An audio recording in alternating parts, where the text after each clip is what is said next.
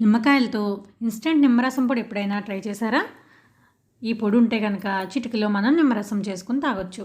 దీనికోసం నేను 4 నిమ్మకాయలని కట్ చేసుకుని గింజలు తీసేసి రసం తీసి పెట్టుకున్నాను. ఇప్పుడు ఈ రసాన్ని మనం కొలుచుకోవాలి.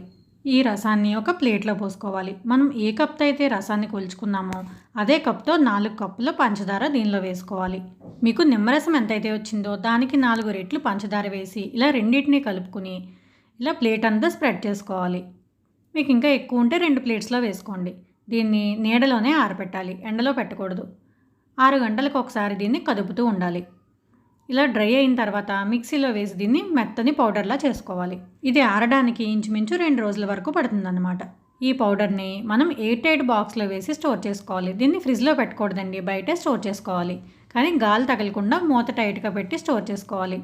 ఎన్ని రోజులైనా సరే నిల్వ ఉంటుంది.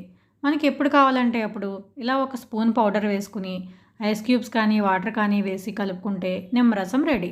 ఇలా పొడి చేసి పెట్టుకుంటే మనకి నిమ్మకాయలు లేకపోయినా సరే ఎప్పుడు కావాలంటే అప్పుడు సమ్మర్లో చిటికలో నిమ్మరసం చేసుకుని తాగొచ్చు. పిల్లలైనా ఈజీగా చేసేస్తారు.